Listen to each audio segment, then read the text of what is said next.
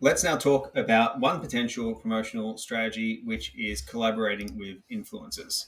So, this is a really powerful strategy to expand your reach, build credibility, and attract new clients. If you can find an influencer that aligns with your brand values and your target audience, it can basically give you more visibility. Okay. So, the more visibility is better. Marketing is a game of visibility. So, we've got a couple different types of influencers. But basically, the common link is they have significant following on social media platforms, build trust, and the recommendations lead to consumer behavior.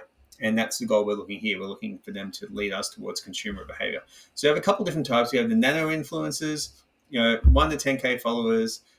Generally, they have a highly engaged audience. This is a better thing, okay? Can often be more personal and more affordable. That's a good one. Micro influencers at 10 to 100K, ideal for reaching niche markets. Larger audience, strong engagement rates, which makes them really good for targeted campaigns and for the future advertising campaigns. Now, macro influencers, 100K to 1 million, broader reach, can be considered experts in their field if they're, like a science person or something like that. They can provide significant exposure for you, but you're probably going to have to pay for those ones, to be perfectly frank. And then mega influencers, 1 million plus, they're celebrities. If you can do it, it's very expensive. If you can't get it, it's more a game of luck than it is. Your best options are folks with the nano and micro influencers, and try and work with them in a collaborative way rather than looking at macro or mega influencers. Mega influencers are someone that like Gatorade would go to and say, can you do a post about my drink? And then they would do the post and everyone will make money. Okay. So what you want to do is identify the right influencers. So define your goals. What are you looking to achieve? Okay. Brand awareness, drive traffic, or convert followers into clients. Whichever the goal is will determine the influencer to an extent. And find them that align with your brand. So it's someone who, is specialized in strength training for women. A female fitness influencer could be good, or someone who's in, if you're doing female bikini, like someone who's a bikini model, you might train them. For example, if it's someone with diabetes, someone with a high profile diabetes account, you might offer to train them. And you want to look at engagement over follower count. I've seen some influencers with who are in that like 100,000 to 1 million plus thing only get like a couple, like 50 to 150 likes per post. Generally, what it means is they don't have a very engaged following and they're probably paid for it. Now, how to approach them.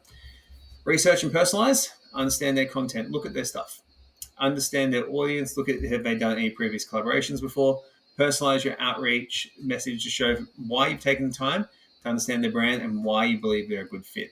So this again isn't applicable for every single niche, okay? Just to be fully aware, so it's not applicable for yours, you can shut off this video.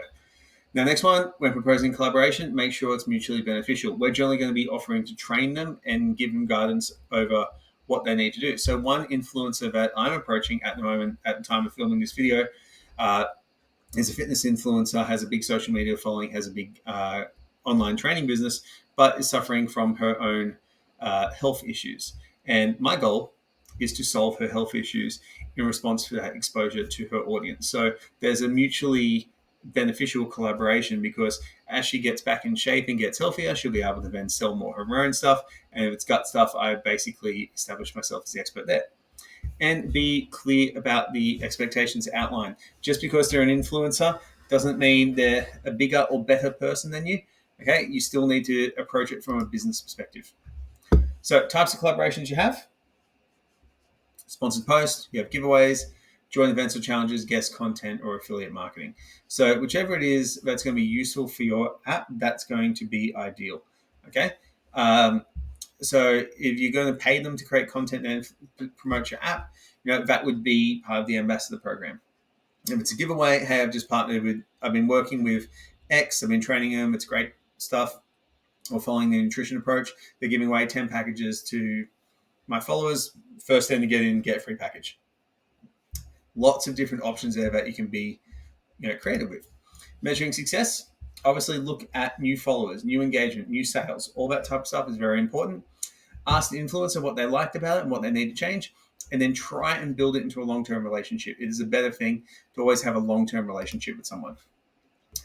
So the pros and cons of influencers: increased reach, credibility, and targeted marketing. The cons could be relevance, cost, and dependence, okay? So this is a small marketing strategy, not a large one.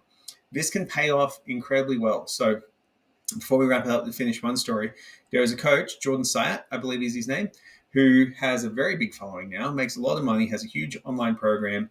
It's low ticket, but it has a lot of value in it for people. And he didn't really have a following at all. He built it because he was lucky enough to train Gary Vaynerchuk. Gary Vaynerchuk is one of the most important social media influencers and experts in the world. So as soon as he worked with that, he didn't charge Gary.